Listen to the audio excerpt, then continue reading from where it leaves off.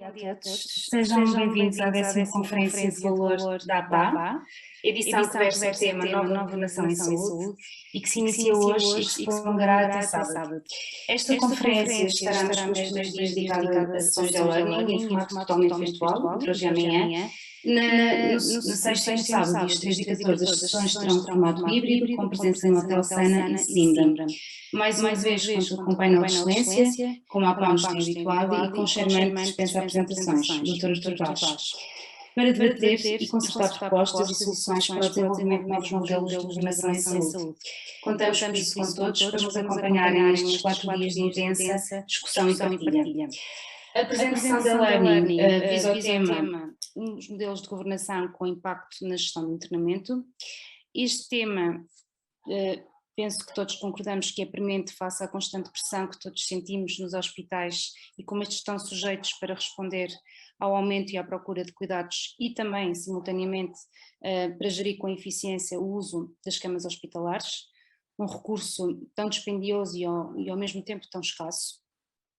E por isso a falta de investimento que possa haver no planeamento auto-hospitalar ou na falta de acompanhamento do doente após um episódio de internamento podem comprometer de facto este desiderato, este compromisso, com impacto na demora média e nos internamentos evitáveis. Com efeito, alguns hospitais têm desenvolvido modelos de governação com resultados muito interessantes e muito positivos, implementando estratégias com foco quer nos cuidados preventivos em ambulatório ou então na reorganização das equipas e dos recursos que estão afetos à atividade de internamento.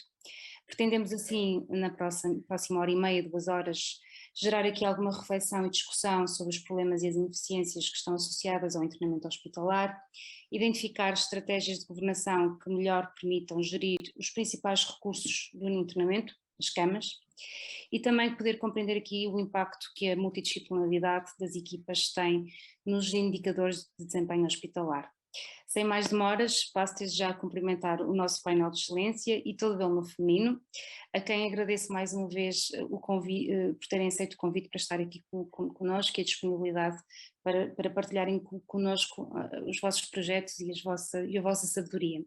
Começo por apresentar a doutora Ana Veloso. A doutora Ana Veloso é assistente graduada de Medicina Interna e desde 2020, agosto de 2020, é diretora clínica do Conselho de Administração da Unidade Local de Saúde de Matosinhos.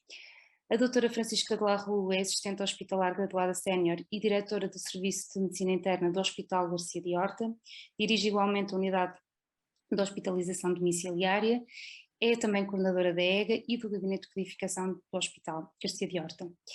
A doutora Teresa Bernardo é assistente hospitalar na Unidade Local de Saúde do Litoral Alentejano e desde o final de 2018 também coordena a Unidade de Gestão Integrada de Insuficiência Cardíaca e Comorbilidades desta unidade.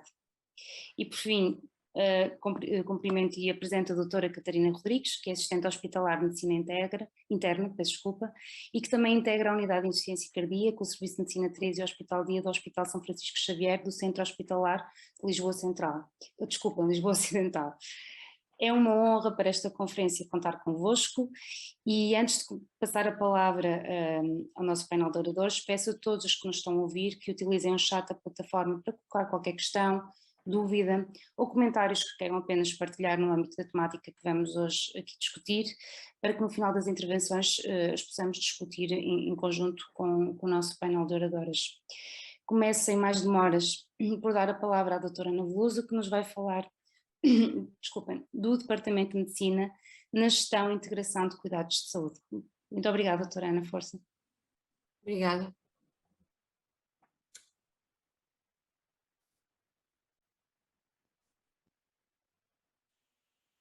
Em primeiro lugar, portanto, agradecer à doutora Vera o convite para poder estar presente aqui na 10ª Conferência de Valor e de poder falar dos projetos da ULS Matosinhos,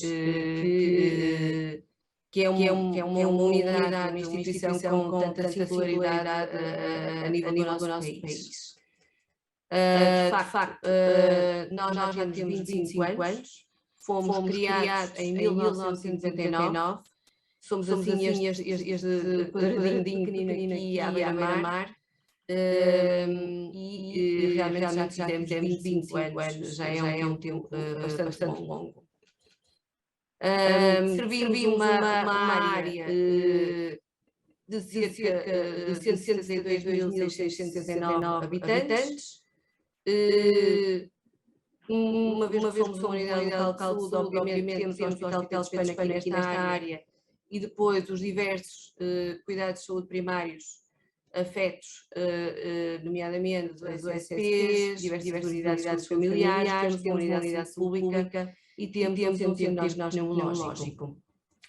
Para além disso, somos também referência para a cidade de Vila do Conde e de Póvoa de Varzim, de forma que no global, digamos assim, servimos uma população com cerca de 318.000 utilizadores. E como unidade local de saúde que somos, a sua criação teve em vista, claro, a integração de cuidados entre a área hospitalar e a integração de cuidados com os cuidados primários em parceria. Este era o grande objetivo. Tem sido um crescimento progressivo desde o seu nascimento, que ainda não está totalmente perfeito, mas que se espera vir a aprimorar nos próximos anos. E, portanto, isto na altura em que foi construído, de facto, era um novo paradigma, porque, ao fim e ao cabo, a ideia seria criar unidades locais de saúde que se focavam na resolução dos problemas e das necessidades da população, num novo modelo de organização em que havia realmente uma efetiva integração dos cuidados entre o hospital e os cuidados de saúde primários. A parte da criação da unidade local de saúde também surgiu um novo modelo organizacional, que foi um modelo departamental. Ou seja, em vez de ter serviços, que também os temos, mas fragmentados e especializados em órgãos e sistemas, temos grandes departamentos, nomeadamente o Departamento de Medicina, o Departamento de Cirurgia, de Emergência Intensiva, de Anestesiologia, o Departamento Ambulatório, de Saúde Mental, da Mulher, Criança e Jovem, meios complementares de diagnóstico, em que existe um diretor de departamento e que é responsável pelos diversos serviços que estão afetos a este departamento. No caso do Departamento de Medicina, que é um dos grandes departamentos do nosso hospital, o diretor de departamento é responsável pelos diversos serviços que compõem o departamento, nomeadamente a medicina interna, a pneumologia, a cardiologia, a neurologia e por aí fora, sendo que qual é a diferenciação em relação aos outros modelos? É que efetivamente as câmaras de internamento, e estamos a falar do departamento, serão sensivelmente cerca de 136 câmaras de internamento que nós temos, são todas afetas à medicina interna, ou seja, a medicina interna é quem trata os doentes, estes doentes, tem naturalmente o apoio e a colaboração das restantes especialidades, mas todas elas funcionam como consultoras da medicina interna e não têm propriamente camas adscritas a cada um dos serviços. De qualquer forma, isto pode parecer assim um bocadinho estranho, mas a verdade é que numa lógica de multidisciplinaridade e de articulação entre as várias especialidades, acaba por funcionar extremamente bem e, de facto, eu acho que este é um modelo que acaba por responder realmente às necessidades dos nossos doentes. O Departamento de Medicina, para além da área de internamento, tem também a sua responsabilidade a unidade de cuidados médicos polivalente porque nela são internados doentes quer da área médica, quer da área cirúrgica, que necessitem de um nível diferenciado de cuidados. Para além disso, temos uma unidade ADC, que é uma unidade ADC de nível B, em que a medicina interna, juntamente com a neurologia, prestam apoio aos internados com acidente vascular cerebral. E uma das aulas de internamento, portanto, 30 camas das 130 e tal camas que nós temos, É uma aula, eu digo especial, porque permite monitorizar os doentes do ponto de vista eletrocardiográfico, uma vez que há a possibilidade de colocar telemetrias nos doentes, e, portanto, é uma aula preferencialmente dedicada a doentes com insuficiência cardíaca, com eventos arrítmicos ou doentes com pós-síndrome coronário agudo. Obviamente que esta aula tem a particularidade de ter diariamente um cardiologista que vai discutir estes doentes, os doentes da área cardíaca, juntamente com os internistas que fazem parte desta aula. Embora todas as restantes especialidades têm, digamos assim, horas de apoio às aulas de treinamento da medicina para prestar consultadoria. E ora bem, e será que este modelo departamental de facto é eficiente? Eu trouxe aqui alguns indicadores, não são muitos, mas trouxe aqui alguns indicadores só para percebermos se realmente este modelo poderá ser mais ou menos eficiente do que outros modelos de organização, em termos de gestão dos doentes e das camas de internamento. Este primeiro slide, o que aqui quero demonstrar é que o nosso índice case mix acaba por ser bastante elevado face a outro do mesmo grupo, a outros hospitais do mesmo grupo que pertencemos, e mesmo a nível nacional. Isto ainda é mais visível quando falamos só do internamento de medicina interna. Apesar disso, a verdade é que temos uma hora média a nível do hospital que é substancialmente menor do que nos hospitais do mesmo grupo e mesmo a nível nacional. A nossa taxa de mortalidade também acaba por ser bastante inferior em relação aos hospitais do mesmo grupo. Naturalmente que isto nos deixa, digamos assim, satisfeitos, porque realmente estamos a prestar que este modelo realmente é eficiente, que numa perspectiva de que a nossa população está cada vez mais idosa, com mais comorbilidades, o facto de centrar o tratamento dos doentes na medicina interna pode efetivamente ser uma mais-valia para estes doentes, criar mais valor em saúde e ajudar a otimizar o número de camas de internamento. A parte deste modelo departamental, temos também uma equipa de gestão de camas e o regime de cama neutra. Este regime de cama neutra, o que é que isto quer dizer? Quer dizer que quando há um doente que necessita ser internado, quer seja através da consulta externa, quer seja através da urgência, do bloco, dos cuidados intermédios, polivalentes, esse doente é sinalizado à equipa de gestão de camas, que no dia em questão avalia as camas disponíveis em todo o hospital e acaba por admitir um doente na enfermaria geral. A enfermaria geral é esta que pode ser quer do departamento médico, quer do próprio departamento cirúrgico. Claro que preferencialmente tenta-se colocar o doente da área médica no departamento médico e o doente da área cirúrgica na área do departamento cirúrgico, mas nem sempre isto é possível. Nós temos sempre aquela ideia de que é preferível um doente internado numa cama de enfermaria com equipa própria do que um doente no meio do corredor de urgência ou sempre numa sala de observações em que acaba por não ter uma equipa fixa. E, portanto, praticamos este regime de cama neutra. Isto, de acordo com os dados da ACSS, acaba por levar a uma taxa de lotação, uma taxa de ocupação do internamento bastante elevada. Se nós virmos aqui, em 2021, nós terminamos com uma taxa de ocupação do internamento de cerca de 87,1%.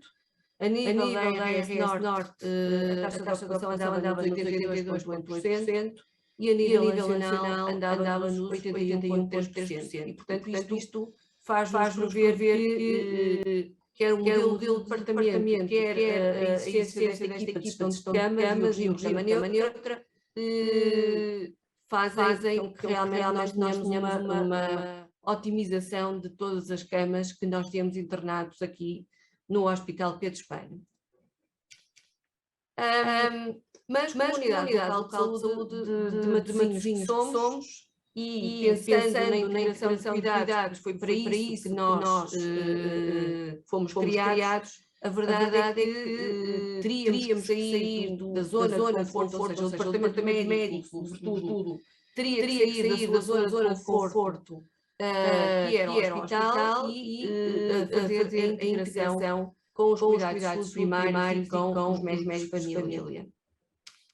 E para evoluirmos para o que nós chamaremos, ou chamamos já, em parte da chamada medicina de ambulatório, ou seja, porque percebemos que não basta otimizar as camas de internamento, porque ao fim e ao cabo elas, apesar de muito otimizadas, são poucas para as necessidades crescentes da nossa população e que, portanto, o ideal seria evoluirmos para um modelo que tentasse diminuir ao máximo o número de internamentos e também o número de idas ao serviço de urgência, que nós claramente queremos reduzir bastante. E o Departamento de Medicina já tem efetuado algumas tentativas de evoluir para a medicina de ambulatório, nomeadamente com a implementação, com a criação, aqui há alguns anos atrás, da consulta de reavaliação precoce, consulta esta por onde eram referenciados doentes, quer do serviço de urgência, quer do próprio internamento. Com esta consulta começamos por conseguir diminuir o número de internamentos e também dar altas mais precoces para o ambulatório e, portanto, com isso otimizamos o número de camas. Mais recentemente, fazendo referência ao ano passado, a ULS Matosinhos teve um prémio da APA do Valor Mais em Saúde, do projeto liderado pelo Dr. Vasco Barreto, que é o atual diretor do Serviço de Medicina Interna, e foi criada então a unidade de diagnóstico rápido. Esta unidade já entrou em funcionamento este ano, está a dar os seus primeiros frutos, os seus primeiros passos, já temos alguns dados que são bastante animadores. A ideia é que, de facto, esta unidade evite o internamento de alguns doentes que nós selecionamos de acordo com determinados critérios e que habitualmente internaríamos, mas que, ao serem enviados pelos cuidados de saúde primários ou serem identificados na urgência, possam ser rapidamente encaminhados para uma consulta, são avaliados por um médico de medicina interna. Você precisa desbloquear o iPhone primeiro. Eu peço desculpa. São enviados para uma consulta onde são avaliados por um médico de medicina interna, entram num fluxo em que existe uma avaliação juntamente com uma equipa multidisciplinar para definir que meios complementares de diagnóstico é que este doente precisa de realizar e na mesma semana o doente realiza esses exames e rapidamente, em cerca de 10 dias, chega a um diagnóstico, evitando assim o internamento deste doente. Pronto. O departamento médico quer também evoluir para a implementação de consultas abertas. Já existe alguma experiência neste âmbito, nomeadamente na área da insuficiência cardíaca. Insuficiência cardíaca podem ir à consulta aberta de insuficiência cardíaca e a curto prazo, espero, gostaríamos também de ter um hospital de dia que pudesse também preencher e fazer parte desta medicina de ambulatório. Para além disso, de modo a aumentar o número de camas do internamento. O ano passado nós aderimos também ao programa da unidade de hospitalização. Ainda tem apenas 10 camas de internamento, por falta de recursos humanos, mas a ideia será evoluir até às 15 e, portanto, esta será, digamos assim, uma extensão das camas de internamento hospitalares. Queremos também evoluir para a cogestão de doentes cirúrgicos, ou seja, alocar um internista que fique dedicado ao serviço de ortopedia e também ao serviço de cirurgia, de modo a preparar os doentes para que estes mais rapidamente possam ser operados, por um lado, e por outro lado, no pós-operatório, otimizar as suas comorbilidades de modo a que rapidamente possam ter alta. E, portanto, estas foram as medidas que implementamos para tentar aumentar o nosso internamento. Mas numa verdadeira integração de cuidados entre a área hospitalar e a área de cuidados de saúde primários, sobretudo numa fase a nível do nosso país, e isto está a nível quase europeu e global, em que a nossa população é cada vez mais idosa, a nossa população tem uma maior esperança de vida, em que as pessoas têm diversas comorbilidades. A verdade é que nós temos que alinhar-nos com os cuidados de saúde primários, com os médicos de família e tentar arranjar um modelo que tente diminuir quer os internamentos, quer as idas à urgência. Em 2016 implementou-se aqui no hospital a equipa de suporte a doentes crónicos complexos. Esta equipa foi implementada pela doutora Céu Rocha, que era a coordenadora da equipa de cuidados paliativos e que já tinha muita experiência na integração de cuidados. Atualmente esta equipa tem 2 internistas alocados, tem diversos enfermeiros que são gestores de caso e apoia cerca de 200 doentes. É uma verdadeira equipa multidisciplinar, porque articula-se com os médicos de família, articula-se com as restantes especialidades hospitalares, articula-se com outros serviços, nomeadamente com a nutrição e com o serviço social, e inclusivamente com a própria Câmara Municipal de Matosinhos, onde foram identificados cuidadores que tão somente acabam por vezes ir à casa dos utentes e garantir que estes possam cumprir o plano individual de cuidados. E no final é que o ideal é que este doente que foi seguido durante algum tempo e pelo gestor de caso depois possa regressar novamente ao seu médico de família. E, portanto, mostrando assim uma visão de futuro, o que nós de facto pretendemos é que todas estas a equipa de doentes crónicos complexos, a consulta de reavaliação precoce, a unidade de diagnóstico rápido, a consulta aberta dos cuidados de saúde primários, a consulta aberta hospitalar, o hospital de dia, tudo isto faça parte de uma chamada medicina de proximidade, que retire os doentes, se possível, do internamento, os mantenha no domicílio ou neste ambiente, de modo a que tenhamos uma maior, possamos prestar uma melhor qualidade de cuidado de saúde aos doentes e uma medicina mais humanizada. Pronto, termino convidando-vos para poderem estar presentes ou assistir à nossa conferência anual, que é no Terminal de Cruzeiros do Porto de Leixões e que se chama precisamente a Nova Humanidade. Muito obrigada.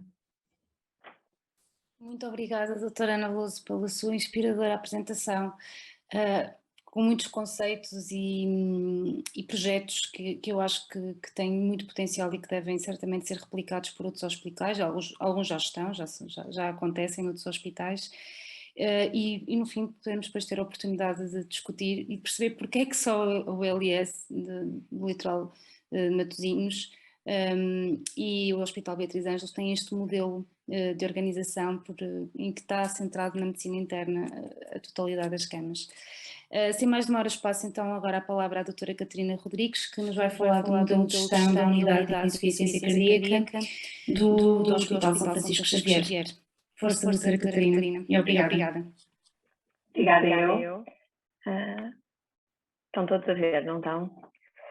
Sim. O meu nome então é Catarina Rodrigues, sou internista no Centro Hospitalar Lisboa Ocidental, mais especificamente no Hospital São Francisco Xavier, e faço parte da equipa que gera a clínica de insuficiência cardíaca do nosso hospital. E venho-vos falar sobre o modelo de gestão na insuficiência cardíaca que nós implementamos, particularmente a articulação entre o ambulatório e a unidade de agudos e o nosso hospital de dia como agregador destes doentes. Portanto, sabemos que a insuficiência cardíaca tem um impacto global enorme. Em 2017 estimava-se que mais de 74 milhões de pessoas viviam com insuficiência cardíaca. Nos Estados Unidos, que normalmente têm estes dados mais atualizados, estimava-se que mais de 43 bilhões de dólares eram investidos nesta patologia e sabemos que mais de metade dos custos, e isto também são dados americanos, seriam relativos à hospitalização dos doentes. Em Portugal a situação não é diferente. Em 2017 este grupo desenvolveu uma análise dos custos associados à insuficiência cardíaca em Portugal e, como vemos, cerca de 40% do dinheiro era investido na hospitalização e depois o restante nas outras dinâmicas desta patologia, mas com uma grande fatia ali para a hospitalização. Esta realidade é sabida e, portanto, as novas guidelines que foram publicadas pela ESC em 2021 falam, de facto, destes programas de insuficiência cardíaca, programas estes multidisciplinares que podem ter uma base no domicílio ou numa estrutura de ambulatório, em que é privilegiado o self-management, o próprio doente ter responsabilidade na sua patologia, com equipas especializadas, e sabemos que este modelo, estes programas, diminuem as hospitalizações e, consequentemente, a mortalidade na insuficiência cardíaca. Ainda nas guidelines, de facto, existe aqui uma fase na transição do doente agudo para o doente de ambulatório no pré-alta, que é essencial. O doente, sabemos que tem de estar completamente descongestivo. Nós temos inclusive checklists que preenchemos à data da alta para nos assegurarmos que passamos por todas as etapas necessárias no internamento daquele doente, de forma a programar a sua ida para casa com a maior segurança possível. Uma das indicações que dão, de facto, é uma reavaliação a curto prazo, entre 1 a 2 semanas, em hospital. E essa reavaliação, no fundo, serve-nos para avaliar se o doente no domicílio desenvolve sinais de congestão. Sabemos que, ao regressar à sua casa, muitas vezes existem erros alimentares e de consumos hídricos que são perpetuados, perceber se houve alguns efeitos adversos que se instalaram em medicação que começámos ou que otimizámos doses no internamento e, eventualmente, até conseguir progredir na otimização dessa terapêutica. E é, no fundo, neste modelo que o nosso hospital, a nossa clínica se baseia. Portanto, com o hospital de dia aqui central, para onde são referenciados doentes tanto da unidade de agudos, como eu disse, num curto período eles são reavaliados em hospital de dia. Por outro lado, nós temos uma consulta especializada em insuficiência cardíaca semanal às terças-feiras. Apesar dos doentes estarem educados para nos contactarem nos primeiros sinais de alarme, muitas vezes sabem que vão ter consultas, deixam-se esperar por essa mesma consulta, e ao vermos na consulta bem descompensados, bem congestivos, conseguimos referenciá-los diretamente no próprio dia para o hospital-dia. Muitas vezes é nas próprias análises que fazem para a consulta, percebemos que existe necessidade, por exemplo, de repor o ferro com a carboximaltose férrica, de corrigir alguma alteração iónica, e conseguimos referenciá-los diretamente para lá, o que é uma coisa prática para os nossos doentes, porque já se deslocaram, muitas vezes podem vir um bocadinho de longe, já se deslocaram ao hospital para uma consulta, e se conseguirmos orientar tudo na mesma visita, melhor. Além da unidade de agudos e da nossa consulta, são referenciados para este hospital-dia doentes da urgência geral, quer por médicos que fizeram estágio na nossa unidade, assistentes que estão a fazer urgência naquele momento, ou os restantes médicos que trabalham na urgência. Nós, inclusive, agora queremos fazer um protocolo de referenciação para saberem exatamente a quem devem contactar, quais os doentes que podem beneficiar, quais aqueles que sabemos que terão mesmo de passar por um internamento. Estamos a agilizar essa referenciação, mas muitas vezes são doentes que não são seguidos por nós, que nós não temos informação de que foram à urgência, mas que os colegas que estão na urgência percebem que são high users da urgência e, portanto, que precisam de facto de um acompanhamento mais apertado para depois manterem o seguimento, se possível, no seu centro de saúde. Da comunidade, são também referenciados doentes a partir dos centros de saúde. Eu depois vou mostrar, nós temos um programa com a ACES de Oeiras, em que os colegas dos centros de saúde nos referenciam os doentes. Sabemos que esta patologia é subdiagnosticada, muitas vezes porque existem análises como o NT-proBNP que não são comparticipadas e, portanto, são muito caras os doentes fazerem. Às vezes é difícil fazer isso em ambulatório. Por outro lado, os ecocardiogramas podem também não ter tanta disponibilidade e, portanto, sabemos que muitas vezes não são diagnosticados. E depois de serem diagnosticados, muitas vezes é preciso algum apoio da nossa parte, quer para começar terapêutica modificadora de prognóstico, quer para titular a mesma, e, portanto, recebemos muitas vezes diretamente do centro de saúde. Por outro lado, às vezes outros hospitais, nomeadamente Santa Cruz, que segue doentes com insuficiência cardíaca avançada, complicada, às vezes por preferência do próprio doente, ou porque já é seguido noutras consultas lá no nosso hospital, os próprios colegas já nos chegaram a referenciar doentes para terem este acompanhamento ali no hospital-dia. E, portanto, é assim que funciona a nossa organização.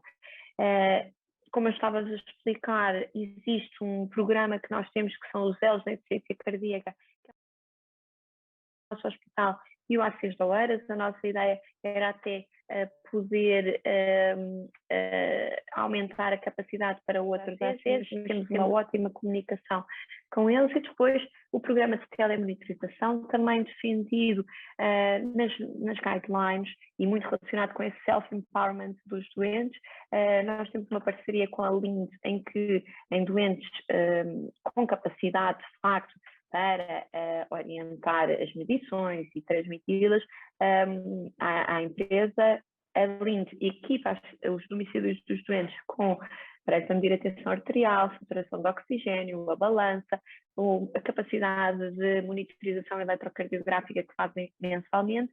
Os doentes autoavaliam diariamente, enviam os dados para a LIND, também são fornecidos uns telemóveis com dados para poderem fazer isso. A LIND avalia os dados, cada doente tem uns valores basais, dos quais poderão variar 10, 20%, mas cada doente tem o seu valor basal personalizado, porque isso varia, claro, de doente para doente. E depois a LIND, ao perceber que existe um alerta ou de peso ou de tensão arterial, contacta o doente, percebe se é sintomática, assintomática, avalia a gravidade dessa descompensação e contacta-nos para uma reavaliação precoce. E daí também a importância do hospital-dia, porque se temos este tipo de sistemas para avaliar as descompensações dos doentes, temos de depois ter um local onde podemos avaliá-lo e compensá-lo quando essas descompensações acontecem fora do serviço de urgência, que é o objetivo, quer do nosso hospital, quer da maioria dos hospitais, se não todos. Portanto, este é o nosso hospital de dia, não é o original. Inicialmente tínhamos umas instalações mais pequenas e em final de 2019 passámos para este novo hospital de dia, é um hospital das especialidades médicas, partilhado também pela hematologia. Tem 3 cadeirões com capacidade para monitorização não invasiva, administração de fármacos endovenosos, tem uma sala para técnicas invasivas, quer sejam toracocenteses, paracenteses, 3 gabinetes de consulta, onde também decorre a consulta de hipocoagulação, uma consulta gerida pelos enfermeiros especializados, mas com o nosso apoio, e temos um ecocardiógrafo e um eletrocardiógrafo. No hospital de dia são então marcadas sessões nestes cadeirões quando há necessidade de terapêutica endovenosa ou é preciso realmente a monitorização contínua do doente, por exemplo, os doentes que estão em programa de levosimendan.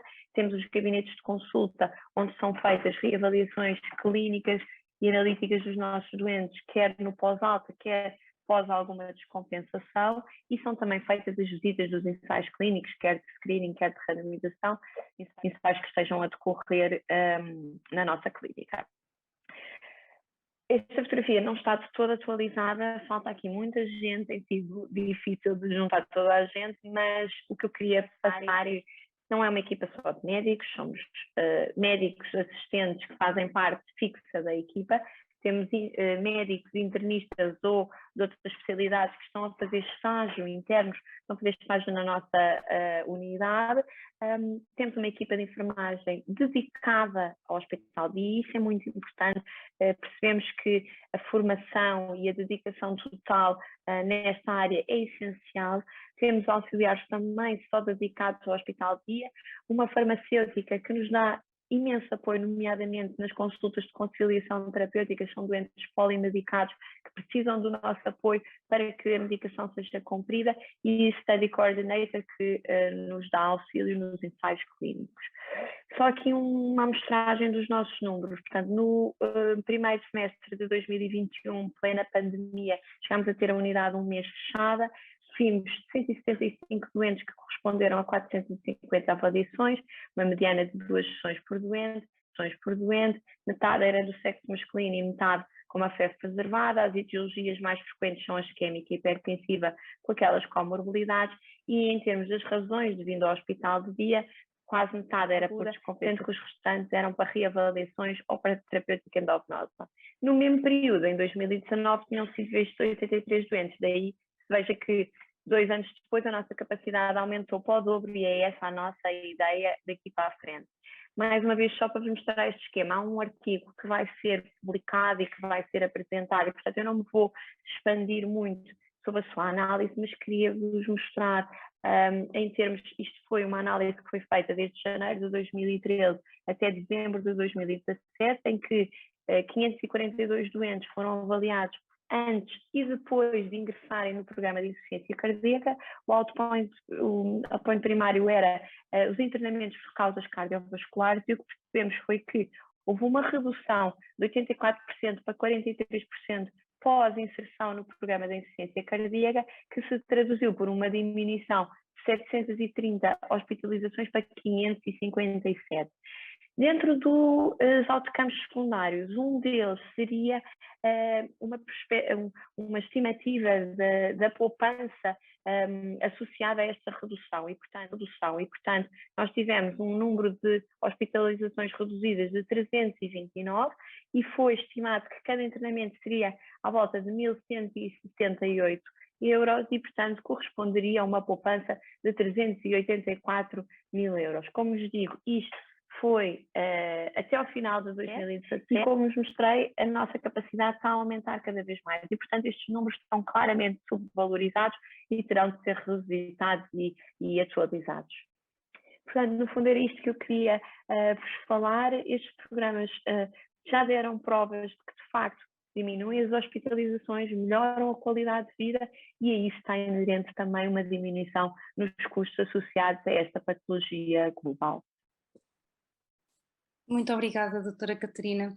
E depois podemos melhor os dados que apresentou naturalmente. Fiquei só curiosa se teriam avaliado também o impacto nas urgências, Neste artigo não, eu penso que eles não passaram por aí, mas é algo que devíamos revisitar com certeza, porque de certeza que os resultados vão ser favoráveis. Ok, pois então podemos discutir melhor. Muito obrigada. Passo de seguida então a palavra à doutora Francisca Glarru, que nos vai apresentar um projeto relativamente recente, implementado no Hospital Garcia de Horta, com resultados já com resultados promissores, mas certamente daqui a algum tempo teremos ainda informação mais consistente, que se trata dos Huddle Meetings, que é a multidisciplinaridade na diminuição do tempo de internamento do Serviço de Medicina Interna do Hospital Garcia de Horta. Doutora Francisca, força e obrigada. Bom dia. Bom dia.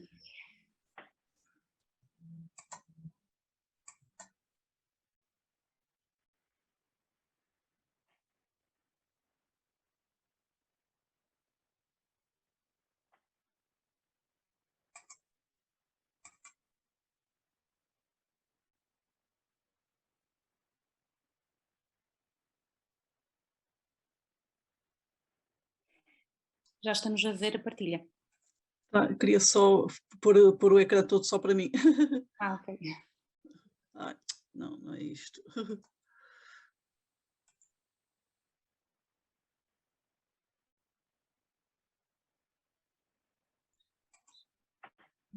Vou começar. Bom dia, muito obrigado pelo convite, em nome da doutora Vera Almeida, e é um prazer estar aqui. Eu acho que estas conferências são sempre extremamente interessantes e esta troca de partilhas também é muito importante.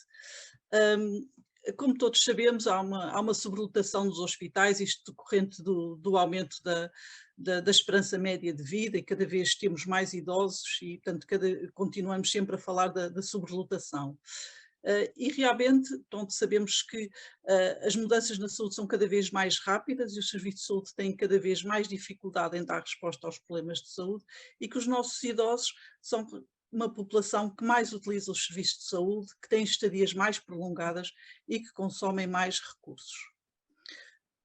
Como já foi falado, tem-se estado a elaborar, portanto, planos de retirar doentes do hospital, como já, portanto, situações já perfeitamente implementadas, projetos com os hospitais de dias, a cirurgia de ambulatório, as unidades de hospitalização domiciliária e, mais recentemente também a ambulatorização dos doentes crónicos complexos, como já se falou, e a doutora Ana Veloso falou também noutra situação que eu não pus aqui, mas que também é uma realidade, que são as unidades de diagnóstico rápido, também são importantes, portanto, no retirar os doentes do hospital.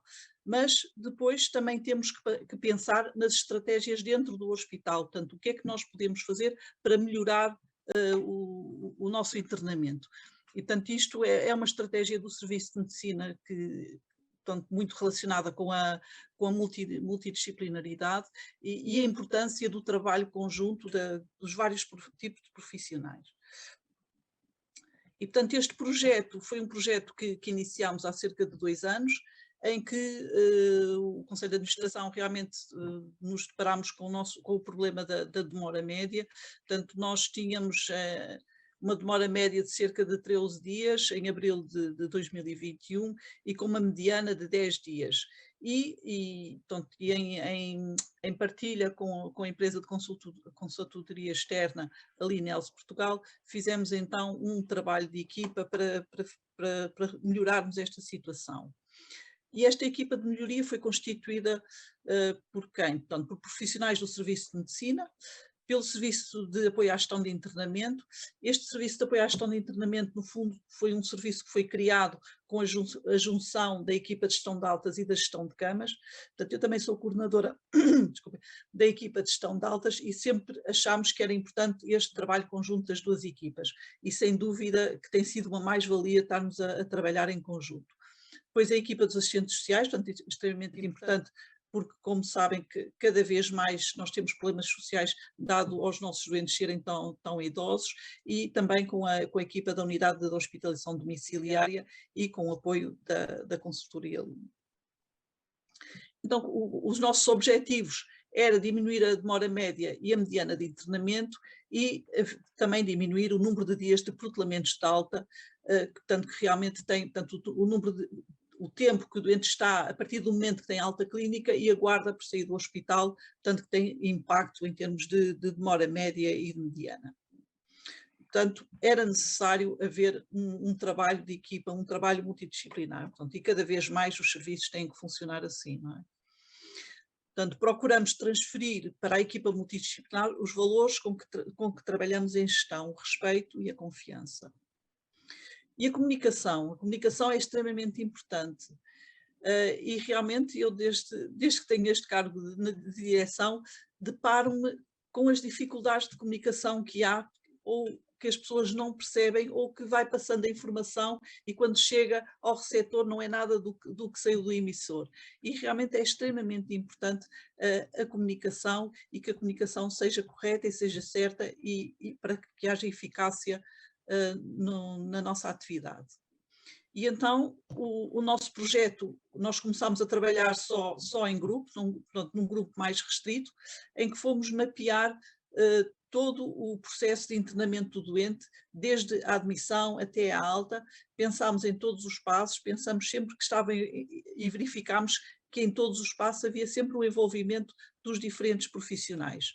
E foram assim identificadas 9 etapas durante este período portanto, desde a admissão até a alta do doente, e pronto, e com o envolvimento dos diferentes grupos profissionais, médicos, enfermeiros, assistentes sociais, e sempre também com a participação do nosso administrador da área. Depois, a metodologia, fomos avaliar quais é que eram os desperdícios.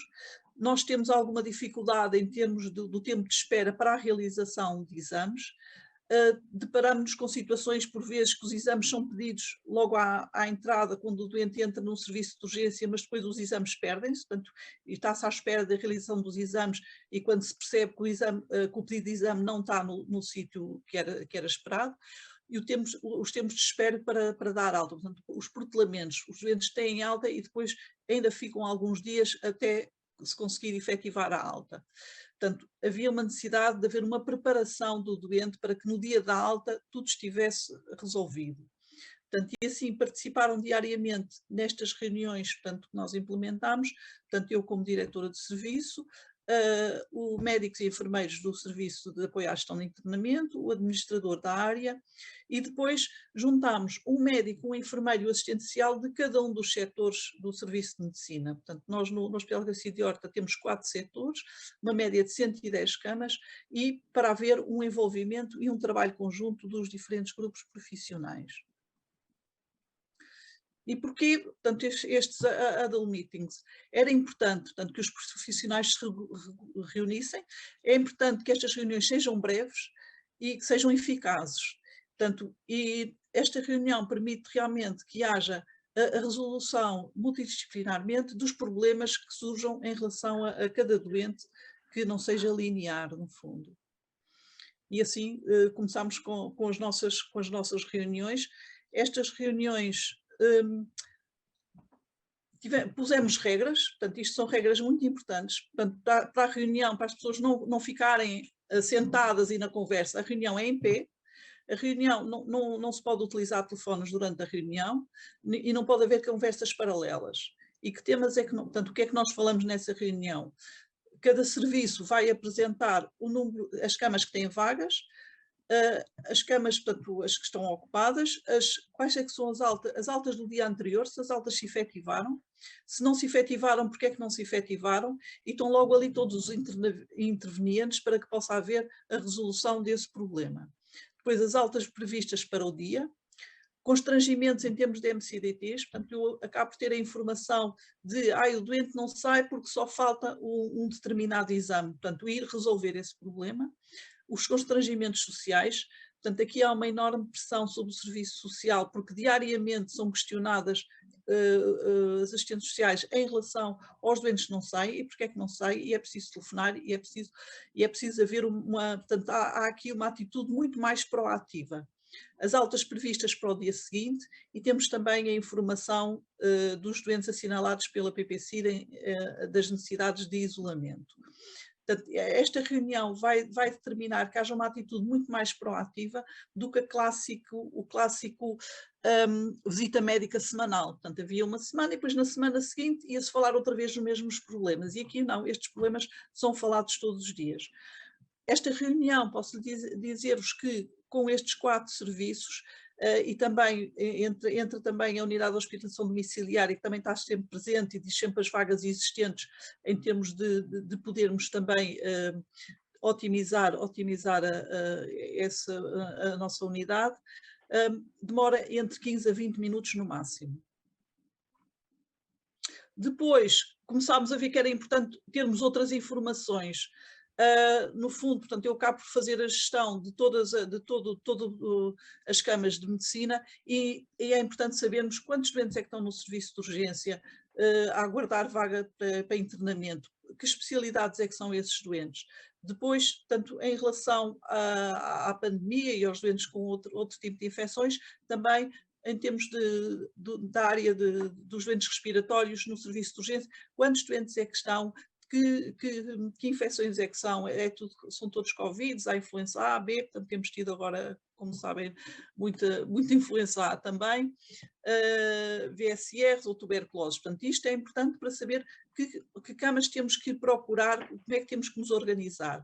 As vagas existentes na enfermaria de isolamento, portanto, a enfermaria de isolamento também é gerida por mim e, portanto, é importante eu saber que vagas é que há, portanto, nós temos uma capacidade para 33 doentes em termos de gestão dos doentes Covid, quer os que estão na urgência, quer os que estão nos internamentos, apesar de agora os dos internamentos, de acordo com a última norma, temos que nos organizar nos internamentos para lá ficarem, mas há doentes específicos que não podem ficar, nomeadamente na área de doentes imunodeprimidos, como o serviço de oncologia. E depois é importante também sabermos as vagas existentes, quer nos cuidados intensivos, quer nos cuidados intermédios, e aí temos logo a informação, tanto a equipa de gestão de internamento traz-nos logo a informação quais é que são os doentes que estão transferíveis e para que especialidade. Portanto, eu tenho logo a informação também se há doentes que são transferíveis para o serviço de medicina. Nós no serviço de medicina também temos uma unidade de cuidados intermédios que também recebemos dos cuidados intensivos e, portanto, eu ali neste tempo, em 15, 20 minutos, consigo ter toda esta informação e saber o que é necessário fazer, que doentes é que precisam de camas e que tipo de camas são necessárias. Só para vos dar uma ideia, portanto, em relação aos primeiros 6 meses da implementação deste projeto, nós conseguimos uma redução de uma demora média em menos 11% e da mediana em menos 24%. Portanto, a mediana passou de 10,5 para 8 dias.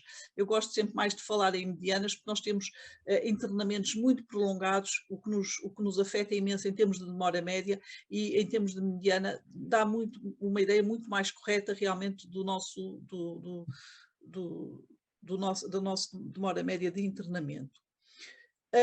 Se aqui foi bom, em termos do protelamento de alta foi muito melhor, porque sem dúvida que pusemos o serviço social a mexer e tivemos uma franca diminuição dos dias de protelamento de alta. Portanto, tivemos uma diminuição em 6 meses de 32% e em relação ao número de doentes com protelamento de alta de 44%.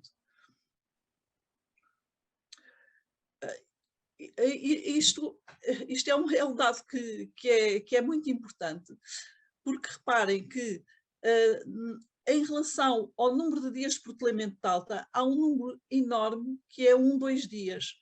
Portanto, isto é o familiar que diz, eu não posso levar o doente hoje, levo amanhã. E o médico diz, sim senhora, não tem problema. Mas tem problema, vocês vejam bem que mais de 50%, portanto estes primeiros dados que eu ponho são de setembro, mas depois em dezembro ainda pior foi, porque foram 63% dos doentes em que o protelamento foi de 1, 2 dias. Portanto, isto é uma má preparação da alta. Portanto, são doentes que falta qualquer coisa para o doente ter alta ou o familiar põe alguma questão e nós cedemos nesse pedido, não é? Depois fazemos reuniões trimestrais com cada setor, porque no fundo isto acaba por gerar uma competição saudável, porque as pessoas vão para a reunião e os serviços querem mostrar trabalho e mostrar que dão altas. E pronto, há um dos serviços que realmente tem uma dinâmica já há uns anos muito boa, que é o serviço que tem melhor performance, e os outros querem ir atrás, e portanto isto acho que tem sido importante.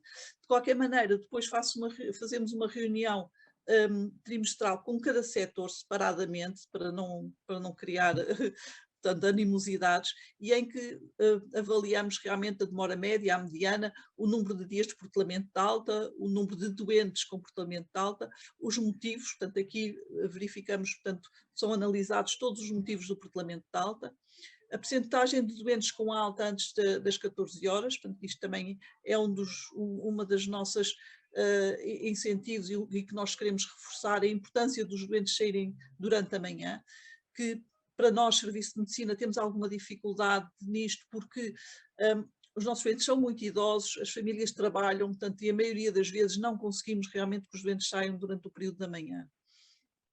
E também estamos a avaliar o tempo médio entre a admissão e a triagem social. Portanto, isto aqui nós estamos a envolver cada vez mais o serviço social, porque é extremamente importante nas enfermarias de medicina, portanto, dada, como já falei, da idade avançada dos nossos doentes. E, portanto, estas reuniões multidisciplinares diárias formalizaram a transmissão da informação, a organização do serviço de forma a reunir a informação necessária para a otimização do internamento, a oportunidade de discussão e partilha de ideias e experiências, a identificação de problemas extrínsecos ao serviço que comprometem o tratamento e internamento do doente e a otimização dos tempos de internamento e uma melhoria da qualidade de cuidados. Portanto, em termos de conclusões, estes Huddle Meetings revelam-se realmente de extrema importância para a melhoria da comunicação profissional e agilizam tanto o processo de alta, nomeadamente os MCDTs, e a preparação, portanto, para seguir o doente, quando o doente tem alta para o domicílio, lares ou, portanto, outras situações. Em relação aos MCDTs também, queria acrescentar que nós, os MCDTs que tínhamos mais dificuldade, em que os doentes esperavam mais tempo, acabámos por ter reuniões com os diretores de serviços, responsáveis desses MCDTs, para tentar agilizar, e estamos a conseguir também uma melhor resposta em relação à realização dos MCDTs. E portanto, a média e a mediana em tempo de internamento obtiveram melhorias neste espaço de 6 meses significativas, e o número de doentes com protelamentos de alta e número de dias de protelamento de alta também obtiveram melhorias de 44% e 32% respectivamente. Portanto, em geral, os profissionais também têm-se envolvido, têm estado muito colaborantes em relação a este tipo de reuniões, e acho que são extremamente importantes, e é como eu costumo dizer, inicialmente houve alguma dificuldade, porque as pessoas diziam que não viam grande interesse nisto, e eu disse, olha, neste momento o interesse é para mim, porque realmente eu em 15 minutos consigo ter uma panorâmica geral, andava feita barata tonta pelo hospital inteiro de um lado para o outro, e ali em 15, 20 minutos eu tenho uma perspectiva daquele dia, o que é que vai acontecer e o que é que eu tenho que fazer e o que é que eu tenho que organizar em termos de vagas, qual é a necessidade diária. E cada vez mais os profissionais estão-se a envolver, estão a ver que vale a pena, mesmo nas reuniões por setor, há um grande envolvimento, às vezes até dão novas ideias, portanto acho que é um projeto que tem estado a correr muito bem. Muito obrigada. Muito obrigada, doutora Francisca. Tenho a certeza que daqui a um ano teremos ainda resultados muito mais interessantes e teremos mais serviços a aderir no fundo, esta técnica, ou este projeto de comunicar, porque nós temos os problemas de comunicação. Diga. É isso, é a comunicação, é o que eu sinto, é extremamente importante, não é? Sim, porque todos sabemos que os problemas de comunicação são crónicos nos hospitais e têm um impacto brutal. No desempenho das equipas e também na rentabilização dos custos. E o exemplo que deu aqui acho que é muito simples, tem resultados positivos e parece simples, para se comunicar é simples, mas não é, envolve um grande esforço de todos e está à vista que quando há um compromisso os resultados vão aparecendo. Ganham os profissionais, ganham os utentes, ganhamos todos. E por isso, obrigada pela partilha, espero que inspire outros hospitais, que certamente também têm as suas técnicas e as suas metodologias de reunir com as equipas multidisciplinares. Passaria Sim, agora então... a ideia é realmente, agora como estava a dizer, avançarmos para os outros serviços, não é? Do hospital, do nosso. Sim, por isso é que eu estou certa que daqui a um ano teremos ainda resultados mais interessantes. Muito obrigada. E isto já é muito promissor. Obrigada. Obrigada. E agora, por último, mas não menos importante, passo a palavra à doutora Teresa Bernardo para nos falar da Unidade de Gestão Integrada do Doente com insuficiência cardíaca e multimobilidade da Unidade Local de Saúde do Litoral Alentejano. Doutora Teresa, muito obrigada por estar aqui também connosco. Passo-lhe a palavra. Muito obrigada, doutora Vera, pelo seu convite para participar nesta 10ª Conferência de Valor da APA. Eu sou assistente hospitalar de medicina interna e estou a trabalhar no Hospital Litoral Alentejano e passo a apresentar a nossa sessão. De facto, o doente, até esta altura, havia um modelo clássico de organização dos cuidados de saúde, em cuidados que são fragmentados, que são centrados na doença aguda, focados em episódios reativos em vez de proativos e, portanto, levam a que o doente fique perdido no sistema e necessariamente também ao aumento de custos. Portanto, isto levou a que fosse importante repensar a abordagem do doente com insuficiência cardíaca e imobilidade, porque é de facto um doente complexo e que leva a um consumo, como já foi demonstrado, de recursos humanos e de saúde elevado. Doutora Teresa, peço desculpa, não sei se é suposto estar a partilhar a tela, nós não estamos a ver. Peço desculpa. Eu julgo que tinha uma apresentação, não estamos a ver a sua partilha. Só um bocadinho. Sim, claro. Agora estão? Ainda não está a aparecer, já iniciou. Agora sim, já está, podem, exatamente. Já está, estamos a ver, obrigada. Okay, peço desculpa. Portanto, como tinha dito, este é um modelo clássico de organização dos cuidados de saúde e quando o doente que fica perdido no sistema, como já tinha dito, cuidados fragmentados e centrados na doença aguda e reativos em vez de proativos, o que leva a que é urgente e foi urgente repensar a abordagem do doente com insuficiência cardíaca e multimobilidade, porque são doentes crónicos complexos, que consomem elevado número de recursos humanos e hiperfrequentadores do sistema de saúde, do serviço de urgência e prevê-se um aumento de 50% de hospitalizações nos próximos 25 anos. Mais importante que tudo isto é que 2 em cada 3 hospitalizações por isso podiam ser evitadas através de uma melhor coordenação de cuidados. Esta é a história natural do doente com insuficiência cardíaca, que conhecida de todos e que após um primeiro episódio de descompensação, que pode ser o episódio inicial, há uma curva de internamentos progressiva em que o doente vai sempre perdendo, não volta à linha basal e vai perdendo função, evoluindo para a fase final da insuficiência cardíaca. Por isso, como tinha dito, os doentes de insuficiência cardíaca são crónicos, complexos, com multimobilidade e polimedicados. Isto é o habitual deste tipo de doentes. Este é de um doente real aqui da Úrsula, mas isto é igual em qualquer local do país onde quem gera estes doentes, de facto, tem que lidar com esta dificuldade em conciliar terapêuticas e este é um dos problemas muito grandes no que respeita a esta sequência destes doentes.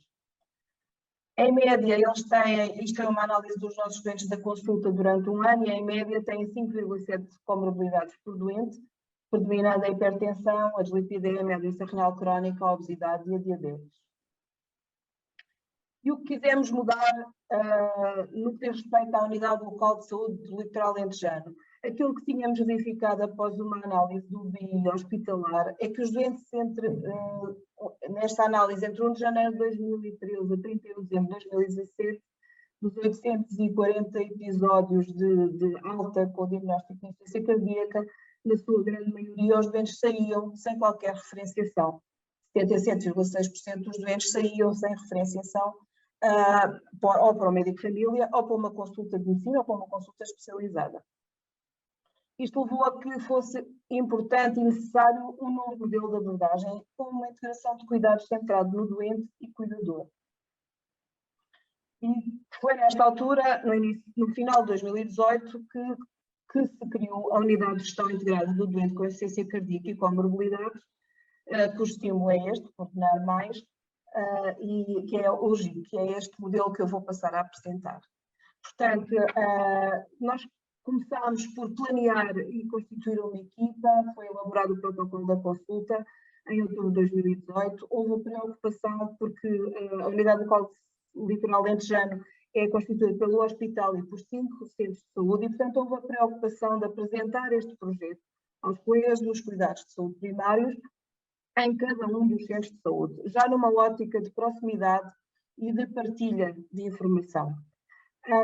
Depois foi feita a formação específica em insuficiência cardíaca para os enfermeiros no início do ano 2019 e em abril de 2019 começou de facto a consulta integrada em insuficiência cardíaca no modelo multidisciplinar. Conseguimos, também não tínhamos no nosso hospital nessa altura, em 2019 introduzir o NT para o BNP e finalmente, em 2021, em junho, o início do Hospital de Dia de Especialidades Médicas e de Insuficiência Cardíaca, onde os doentes com insuficiência cardíaca representam cerca de 50% dos doentes que frequentam o Hospital de Dia. Em janeiro de 2022, conseguimos também iniciar a consulta descentralizada em Odmira, que é feita por uma outra colega de medicina interna, e a internalização das análises também em Odmira. Na verdade, esta é a nossa equipa, temos o doente centrado, o doente é o centro da nossa preocupação, o doente e o cuidador, a equipa é multidisciplinar, constituída por enfermeiros da consulta externa, enfermeiros do serviço de internamento, neste momento por 3 assistentes hospitalares que fazem a consulta de insuficiência cardíaca, um enfermeiro de ligação no hospital e numa ótica de continuidade de cuidados e de informação partilhada para que o doente não fique perdido no sistema, como tínhamos dito no início. Temos ainda o apoio do cardiologista, que é um colega que não está em presença sempre no hospital, mas com o qual podemos contar para seguir alguns dos doentes, que são seguidos pelos dois, ou para discutir casos mais complexos, nomeadamente quando é necessário a colocação de devices ou quando é necessário um outro nível de cuidados. Temos o apoio do colega de cardiologia e também da nutricionista, psicóloga, da farmácia. E temos uma formação com participação de internos de formação de medicina interna nas nossas consultas e no Hospital de Dia. De facto, os grandes objetivos deste programa e de qualquer programa integrado de abordagem de insuficiência cardíaca como uma doença crónica que é, como já foi dito também, reduzir os internamentos e reduzir as idas ao serviço de urgência. Penso que esta é a preocupação comum a todos estes programas e isto faz-se melhorando a qualidade de vida dos doentes, fazendo capacitação de doentes e cuidadores no sentido de estarem alerta para conhecer a doença, os sinais de compensação e a quem devem e podem recorrer. No fundo, haver uma rede a quem o doente pode recorrer, contactar, para que não possa ser o único recurso a ida à urgência, como era até agora nesta situação. E, portanto, estes são os grandes objetivos deste programa e de todos os programas que abordam a doença a insuficiência cardíaca ou outra doença crónica. Pois não podemos esquecer que temos que ver a realidade onde estamos integrados e a realidade geográfica desta unidade como sabem, é longe, as distâncias são grandes, portanto há doentes que ficam a mais de 90 km do hospital, com dificuldade de transporte e, portanto, tudo aquilo que seja otimizar e melhorar os cuidados de proximidade é uma mais-valia para este tipo de doentes, que além de todo o problema clínico que já tem ainda uma realidade geográfica que é esta. O nosso hospital serve uma população de cerca, portanto, a USL serve uma população de cerca de 100 mil habitantes. Portanto, foi assim que se evoluiu, de facto, de 2019 para 2022, para cuidados centrados no doente e de proximidade, cada vez mais agora com a consulta descentralizada em Odmira. Portanto, passamos de um modelo fragmentado, estamos a evoluir de um modelo fragmentado para um modelo integrador centrado no doente e cuidador. Esta é o doente do centro, é aquilo que nós temos que ter sempre em linha de conta neste tipo de projeto. E no nosso caso temos, portanto, uma equipa multidisciplinar, como já referi, no internamento, uma equipa na consulta externa e no hospital de dia, neste momento, nos cuidados de saúde primários e também, paralelamente, e porque a USLA também tem um programa de gestão de casos, que já conhecem, desde 2017, onde a maioria dos doentes, cerca de 85% dos doentes, são de facto doentes com insuficiência cardíaca e, portanto, temos uma interligação entre todos estes níveis, que é facilitadora para o doente e para o cuidador, no sentido de conseguirmos aproximar e dar a qualidade de cuidados melhor possível a este tipo de doentes. Na verdade, estes são os focos de atuação no percurso do doente com insuficiência cardíaca, no internamento. O doente, nem todos os doentes são internados nas camas que pertencem às pessoas que trabalham na insuficiência cardíaca, mas neste momento assiste-se a cada vez mais os colegas que têm estes doentes internados, têm a preocupação do planeamento da alta e para quem enviam estes doentes. Portanto, a maioria dos doentes já não, se não todos, diria eu, já não saem sem um acompanhamento, como é preconizado nas guidelines, uma reavaliação, idealmente, até uma semana a 15 dias. Portanto, os doentes são sinalizados durante o internamento pela equipa de enfermeiros ou de médicos que fala comigo ou com outra colega que está, distrita a esta unidade. Os doentes são sinalizados, começam-se os ensinos na enfermaria, é feita, obviamente, naqueles que têm indicação, as terapêuticas modificadoras de prognóstico otimizadas e quando aplicadas as checklists de insuficiência cardíaca e quando o doente tem alta fica, neste momento o que temos estado a fazer, desde que temos o hospital dia, é marcar uma sessão do hospital dia entre uma semana a 15 dias, onde o doente é reavaliado, onde o doente é aferido à adesão à terapêutica, alterações iónicas que possam decorrer da introdução da terapêutica, hipotensões, dúvidas, portanto, e é reforçado novamente o ensino da insuficiência cardíaca. No que diz respeito à consulta funciona neste momento 3 dias por semana, porque são 3 médicos que estão a fazer, comecei por ser só eu, neste momento já temos mais uns colegas. Começa por haver uma consulta de enfermagem, onde as enfermeiras fazem também o ensino do doente e cuidador, verificação da terapêutica, ensinam os sinais de descompensação e depois em cada doente estabelecem o foco da ação de encontro àquilo que percebem que é mais difícil naquele doente aderir, seja a dieta sem sal, seja os hábitos tabágicos ou etanólicos, seja a ação terapêutica. Portanto, elas estabelecem o foco da ação para aquele doente e em cada reavaliação vão insistir naquele foco que lhes pareceu ser mais problemático. Queremos implementar durante este ano a teleconsulta, portanto, no plano de telesaúde da USLA, e temos já a funcionar desde 2019 a consulta telefónica pós-alta, que é realizada pela enfermeira de ligação do hospital, que também tem uma checklist própria, no fundo, e que é feita até às 72 horas após a alta destes doentes. E, no fundo, o que esta consulta telefónica pretende aferir é as dúvidas que surgiram, e são muitas, como sabem, é aquilo que o doente e o cuidador apreende quando é feito a planeamento da alta, é só cerca de 30% a 40%. E depois, quando é feita esta consulta, há dúvidas em relação à toma da medicação, aos horários, aos próprios sinais de descompensação, e sempre que é necessário, a enfermeira comunica com a equipa de ensino. Também devo dizer que há muitas telefonemas e nós temos uma consulta aberta e o hospital dia também é aberto e todos os dias recebemos telefonemas dos familiares e dos doentes com a necessidade, portanto percebem que há sinais de descompensação e necessidade de recorrer ao hospital dia ou então à antecipação da consulta, sempre na tentativa de reduzir as idas ao serviço de urgência.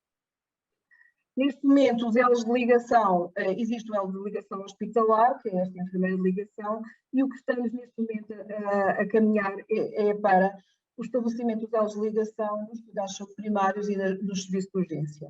Isto está inserido no percurso assistencial do doente com insuficiência cardíaca, que estamos a realizar aqui na USLA, inserido na Joint Care de Boas Práticas da Europeia, que foi o que nos foi pedido, e portanto o nosso hospital está a trabalhar dois percursos, que é o doente com multimorbilidade e o doente com insuficiência cardíaca, e portanto nesta fase ficarão estabelecidos definitivamente quais serão os elos de ligação dos cuidados primários no serviço de urgência, de forma a que haja cada vez mais fluxo de informação do doente entre os vários níveis de cuidados, para que o doente tenha o maior e mais facilidade de acesso. O que é que fizemos até aqui? Apenas em resumo, portanto, a formação contínua em ciência cardíaca, temos tido a preocupação de repetir sessões multidisciplinares nos cuidados de saúde primários, para reforçar todas estas coisas, não só falar em ciência cardíaca, mas falar da comunicação e desta forma de abordagem e motivar a equipa. Motivar a equipa, felizmente, se mantém motivada, apesar de tudo o que passamos com o Covid, porque os resultados são bons. E isto penso que é a melhor forma de motivar a equipa, é perceber que estamos a fazer algo diferente para estes doentes. Para o doente e cuidador, as vantagens também são óbvias, não é? Eles ficam mais seguros porque sabem que podem contar com alguém do outro lado, podem telefonar, podem ter uma informação, porque até aqui era o único recurso, que é ir à urgência. Portanto, eles sentem-se mais seguros, sentem que há disponibilidade da equipa, e isso tem melhorado a qualidade de cuidados de proximidade. Este é um bocadinho dos nossos folhetos, é apenas para mostrar que tentamos que os folhetos seja sempre o mesmo, quer seja no internamento, quer seja na consulta externa, quer seja no hospital de dia, quer seja na gestão de caso. Portanto, há a preocupação que o folheto e a informação que é transmitida seja sempre a mesma, para não criar depois aquelas dúvidas em relação àquilo que se está a dizer, se cada um diz de uma maneira. E agora apenas os resultados daquilo que temos conseguido fazer ao longo destes 3 anos, quase 4, de funcionamento de saúde. De facto, as consultas de insuficiência cardíaca, como se devia de esperar, têm vindo a aumentar. Temos neste momento 367 doentes a ser acompanhados em consulta e realizamos até agora um total de 1.055 consultas, com, obviamente, muitas consultas de seguimento, que era o que é de esperar. A oferta depois vai gerar a procura, e neste caso ainda bem. Em relação ao número de consultas, aumentou progressivamente ao longo destes anos, apesar do Covid, nunca parámos a consulta. Houve um período em que foi feita a consulta telefónica, durante uns 3 a 4 meses, mas conseguimos manter praticamente sempre a consulta a funcionar, e ela tem vindo a aumentar progressivamente em 85%. Em relação aos novos doentes em consulta, também tem vindo a aumentar, e aqui, de facto, temos um aumento significativo de 115%. Portanto, tem sido, cada vez mais os doentes são encaminhados a partir do internamento, até agora já a partir do serviço de urgência, já há esta preocupação nos colegas no serviço de urgência, que aquele doente não deve sair sem qualquer acompanhamento. Portanto, nota-se uma mudança de atitude, que acho que é isso que é fundamental nestes modelos de abordagem, é que se criem mudanças de atitude nos outros profissionais que estão envolvidos diretamente ou não indiretamente na equipa. E depois, aquilo que podemos medir até agora, e que penso que é uma mais-valia e o fator decisivo para manter a motivação para este tipo de abordagem, é que dos doentes que se conseguiu analisar, que no fundo são, neste período, 170 doentes, que se conseguiu analisar após a primeira consulta de insuficiência cardíaca neste modelo de abordagem, as idas à urgência 1 ano antes e 1 ano depois, e conseguiu-se verificar e contabilizar que havia de facto uma descida significativa das idas ao serviço de urgência, contabilizada em menos 41%. Portanto, isto tem um impacto importante nas idas à urgência e depois, consequentemente, no internamento destes doentes, mas também na qualidade de vida destes doentes, porque se nos lembrarmos do gráfico inicial, cada ida cada contato com o sistema de saúde é uma deterioração daquele doente na sua progressão. E, de facto, o que conseguimos mudar? No início da apresentação, tínhamos visto que de 2013 a 2017, cerca de 800 episódios de treinamento por insuficiência cardíaca, 70% deles tinham saído sem qualquer referenciação específica, e, portanto, com certeza com reinternamentos, isso não foi analisado, mas com certeza com reinternamentos que daí advieram. E, felizmente, com esta mudança de paradigma que conseguimos implementar e que temos vindo a implementar ao longo destes anos aqui na USLA, conseguimos que cerca de 45% dos doentes que têm alta do internamento fiquem acompanhados em consulta de insuficiência cardíaca, na sua maioria, alguns em consulta de medicina, e também cerca de 20% com consulta já agendada nos cuidados primários. Como mensagens finais, aquilo que mostramos e aquilo que queremos partilhar é que este modelo de abordagem só funciona com a multidisciplinaridade e com o empenho de todos. Dá trabalho, é um facto. São doentes complexos, são doentes que exigem muito tempo do médico, do enfermeiro, da equipa, mas que, na verdade, é gratificante. É gratificante para o doente, para a equipa e depois, em última análise, para o Sistema Nacional de Saúde, também, como é demonstrado, a poupança em termos de gastos em saúde. O que queríamos agora quando tivermos os percursos assistenciais do doente com insuficiência cardíaca, vai facilitar e vai aumentar, queremos aumentar o diagnóstico de insuficiência cardíaca nos cuidados de saúde primários, reforçar os elos de ligação, também nos cuidados de saúde primários e na urgência, e manter, sobretudo manter este espírito da equipa motivada, continua a lidar com estes doentes da mesma forma, portanto, continua a estar disponível e a conseguir fazer diferente. Acho que é isso e sobretudo, a conseguir que isto passe para outras unidades do país que, porventura, ainda não estejam a utilizar este tipo de modelos. Portanto, penso que isto é a mensagem final que podemos transmitir em relação àquilo que temos vindo a fazer, tal como os outros colegas que falaram, fazer um bocadinho diferente no sentido de melhorar aquilo centrado no doente e melhorar aquilo que podemos oferecer aos nossos doentes. Muito obrigada pela vossa atenção.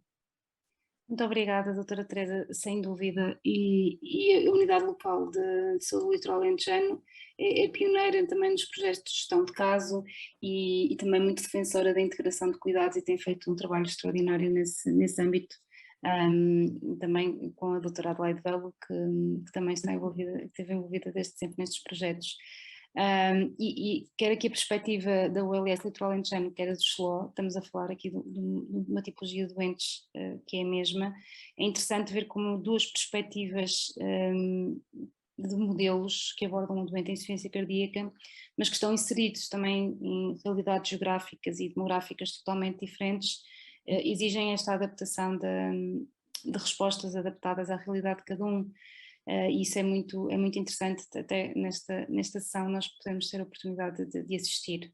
Eu vou só confirmar se temos aqui alguma questão por parte de quem nos está a ouvir, podem fazê-lo no chat da plataforma e passaríamos aqui se calhar um momento de discussão, de reflexão sobre aquilo que foi aqui partilhado, que acho que é muito interessante, é inspirador.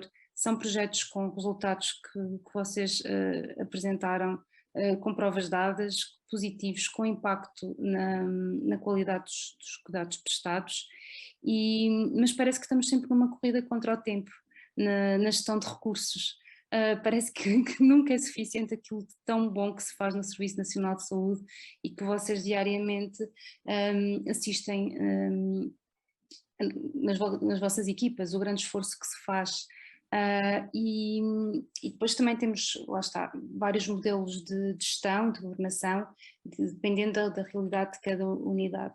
E fico sempre curiosa porque é que, por exemplo, o OLS de Matosinhos e o Hospital da Três Ângeles têm este modelo centrado na medicina interna. São os únicos hospitais do SNS que têm conhecimento, que todos reconhecem que têm também resultados muito positivos, mas que não se replicam. E eu tenho sempre curiosidade de perceber porquê. Paralelamente a esta sessão também é quase como uma questão de urgência, paralelamente a esta sessão está a decorrer uma sessão sobre a governação dos serviços de urgência, em que também se fala muito da questão dos modelos das equipas dedicadas no serviço de urgência. Não sei se é comparável, mas são modelos de gestão diferentes em cada uma das áreas. E aqui no internamento em concreto, gostaria de vos ouvir o que é que acham, tendo em conta os resultados que a doutora Ana Veloso apresentou, se isto poderia ser o caminho para os outros hospitais, paralelamente a todos estes projetos e estas iniciativas que vão fazendo para abordagens ou específicas ou generalistas dos doentes. Posso só fazer um comentário? Sim. Eu, estando dentro de uma unidade, essa unidade é inserida num serviço de medicina, mas na altura do Covid não havia internamento cirúrgico, estava tudo centrado na nossa medicina e eram os colegas que davam apoio, eram consultores, mas no fundo os doentes estavam todos internados connosco, desde a cirurgia, a psiquiatria, tudo o que testasse positivo para Covid, quer tivesse sintomas ou não, era internado connosco. E claramente o nosso hospital não está preparado para isso, as outras especialidades não estão preparadas para isso, havia um certo desligar daqueles doentes, mas de facto conseguimos estar mais em cima das intercorrências médicas que estes doentes têm, sempre, e atuar de forma mais precoce.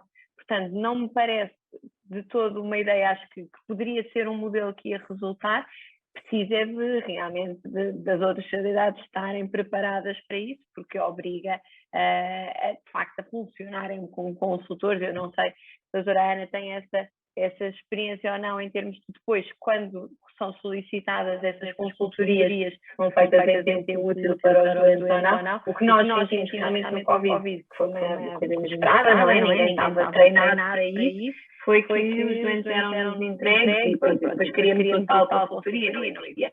Mas se isto for bem agilizado, eu acho que pode ser um modelo que funcione muito bem. E queria só fazer um comentário, que fiquei entusiasmada com este modelo do Garcia Dorta, como eu digo, estou inserida num serviço de medicina, a demora da saída dos doentes, e eu também tenho isso na unidade. Ainda ontem tive um exemplo exatamente como o Dr. José Francisco disse, que foi tudo preparado e o familiar dizer, dê-me mais um dia para organizar as coisas.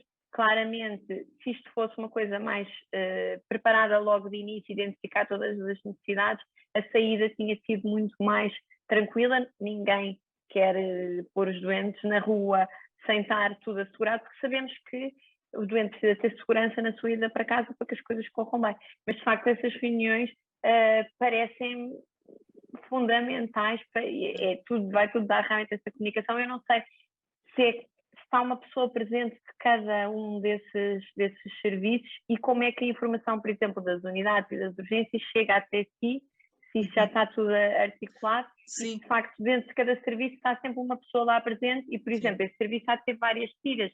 Como é que essa pessoa única tem informação das outras tiras todas? Sim, tenho um responsável de cada serviço, há um responsável médico, enfermeiro e assistente social. E esses estão na reunião. Portanto, eles têm que se articular com as outras equipas e levar a informação. Okay. E há uma informação, portanto, muito importante que eles gostam sempre de dizer, é que exames é que faltam, que exames é que faltam realizar, portanto, e aí eu consigo ter acesso a essa informação toda. A equipa... O Serviço de Apoio à Gestão de Internamento, portanto, a reunião é às 11 da manhã, que é para dar tempo de termos reunido toda a informação. Essa equipa passa na urgência, passa nos cuidados intensivos e já leva essa informação toda, percebe? E, portanto, conseguimos juntar tudo. Agora aqui o fundamental é realmente estar o médico, enfermeiro e o Serviço Social. O Serviço Social é extremamente importante e as coisas, em termos do trabalho do Serviço Social, têm evoluído de uma maneira fantástica de resultados. Tem sido mesmo muito bom. Nós temos transportes, temos problemas, nós também temos, portanto, é um dos motivos do tutelamento alto, está lá os transportes. E pronto, já temos agilizado e as coisas têm estado a melhorar, já estiveram muito pior, porque isto, levantando as questões, também vai-se querer arranjar soluções e, portanto, vai-se envolvendo os responsáveis de cada área, nomeadamente o responsável da área dos transportes também já foi envolvido nesta temática da alta dos doentes e da importância dos doentes saírem no dia previsto. E, portanto, no fundo, há um envolvimento de quase todo o hospital para que as coisas funcionem, não é? Pronto, que aproveito em relação à questão que a doutora Vera estava a falar e dar os parabéns à colega Ana Veloso. Eu acho que é o futuro. Acho que é o futuro e repara, o Beatriz Ângelo começou assim, é fácil. Eu acho que os novos hospitais devem começar assim. Isso também começou assim. Por isso é que, se calhar, o Beatriz Ângelo e a ULS começaram neste modelo e foi fácil. Exatamente. Agora, ir mexer nos outros hospitais, nas outras unidades, nos serviços, é que aqui é tudo muito uma sensação de posse. Pronto, isto é uma guerra imensa que eu tenho, porque todos acham é difícil, é o espaço, é tudo. Portanto, isto é extremamente difícil mudar esta mentalidade que está implementada há anos e anos, mas eu não tenho qualquer dúvida que o futuro é esse. E, sobretudo, em relação, não ao departamento médico, mas eu acho que cada vez mais a medicina interna vai ter que estar envolvida nos serviços cirúrgicos, porque nós vemos as coisas que acontecem, não é? E o prolongamento de internamentos que há, se tivesse um internista lá desde o princípio, as coisas eram muito mais eficazes, não é? E portanto acho que o futuro é mesmo isso, e dou os parabéns pelo funcionamento da ULS de Matosinhos, acho que é fantástico, Obrigada. acho que é mesmo isso. Obrigada. Não, eu também achei excelente as huddle meetings e se calhar vou acabar por implementá-las aqui também. É esse o objetivo destas conferências. Porque, Pois é, eu acho que é isso mesmo. Como a doutora Francisca, é assim, havia aquela reunião semanal com toda a equipa, as coisas acontecem, depois se calhar ninguém liga.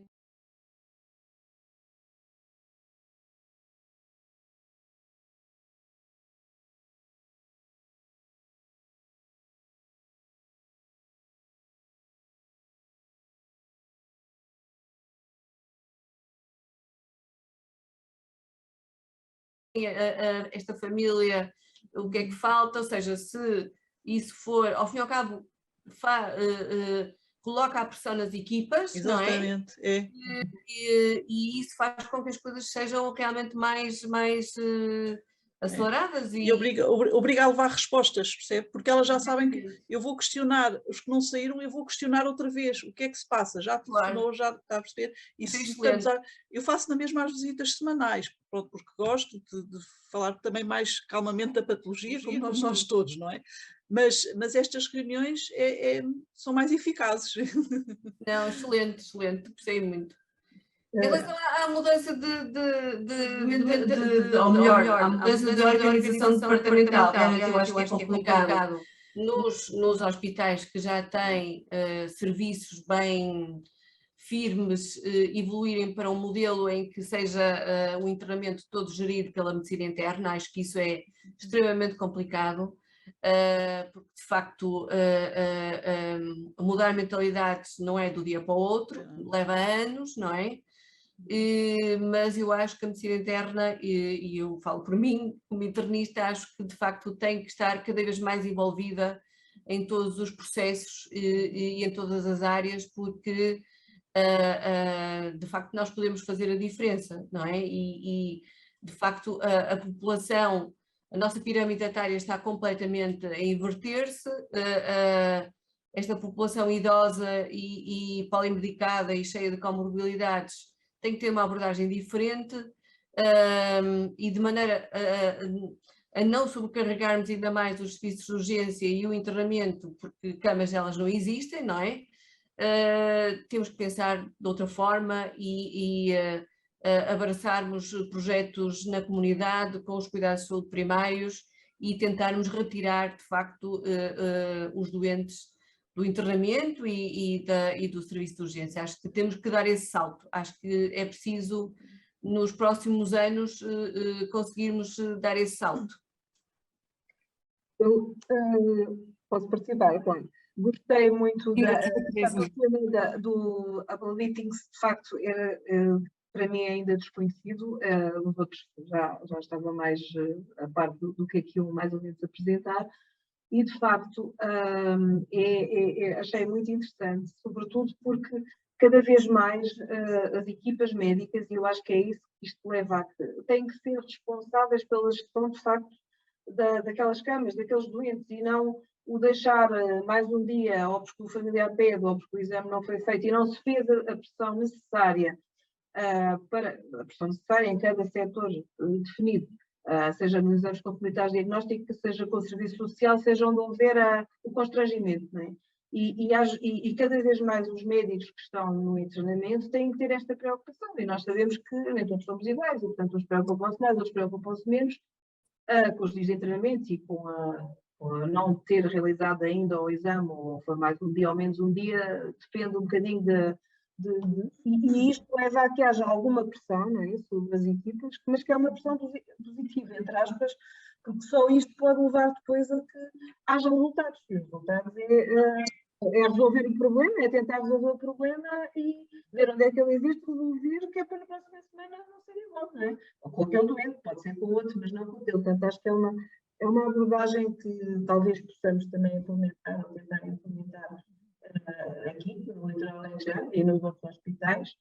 Em relação ao Litoral Alentejano e àquilo que estamos a perspectivar também fazer, enfim, a curto prazo, é algum investimento na medicina de ambulatório, não, dentro daquilo que for possível, alargar cada vez mais o nosso polo de ambulatório, ou seja, nós neste momento só temos ainda capacidade para funcionar com o hospital de dia 3 vezes por semana, por limitações de recursos humanos, mas queremos modificar e queremos avançar para esse caminho. Também, se calhar, com a consulta de diagnóstico rápido, com a consulta após, por exemplo, após a urgência, uma consulta de já o fazemos, não o chamamos assim, mas já há muitos doentes que vêm da urgência, damos alta da urgência. Eu não estou agora a falar de doentes com insuficiência cardíaca, estou a falar de doentes em geral, tem insuficiência cardíaca ou não.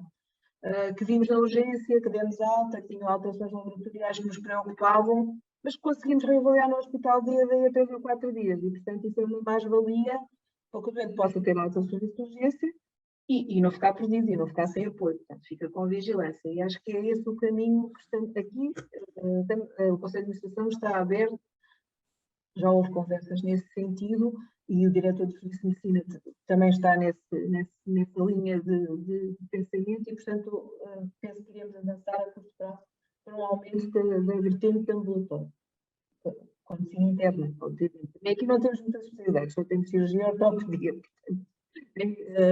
Mas pronto, será em princípio a medicina interna que tomará aqui um papel também preponderante nesta área da medicina ambulatória.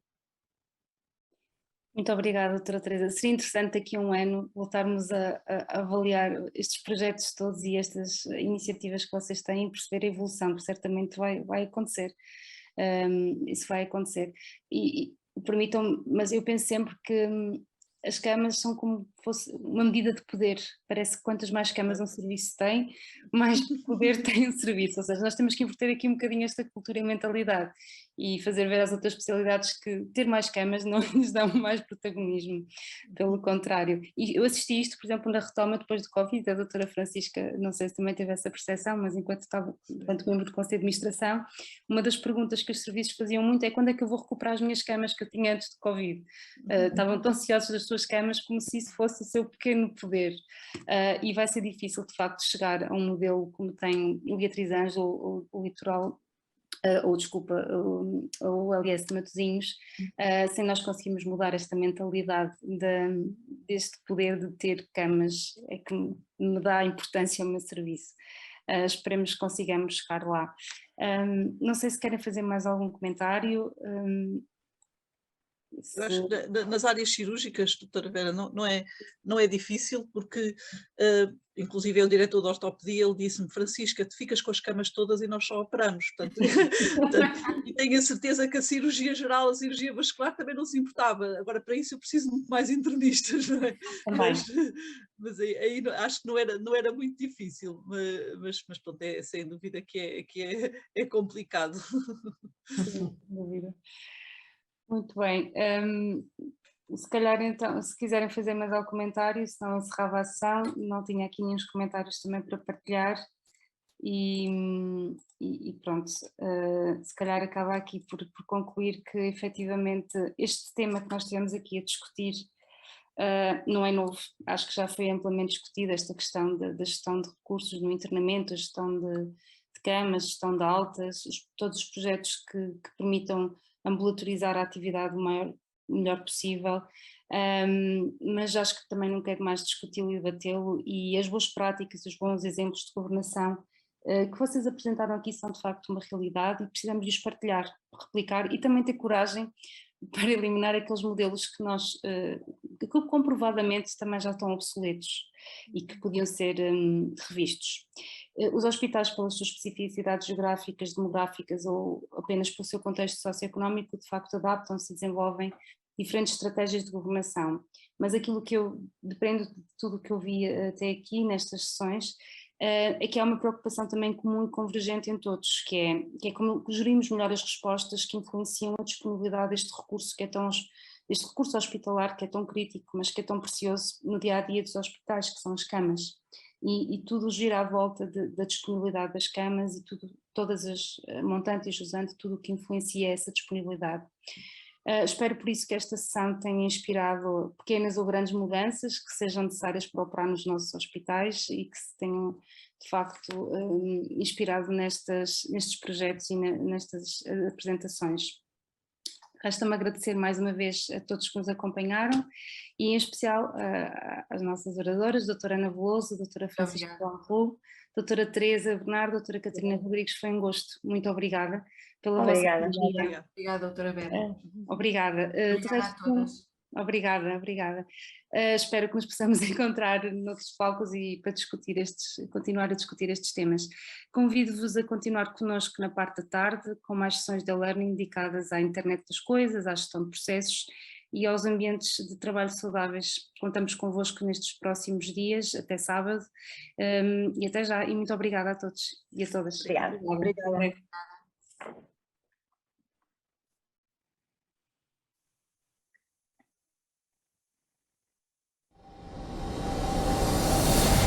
Muito obrigada pela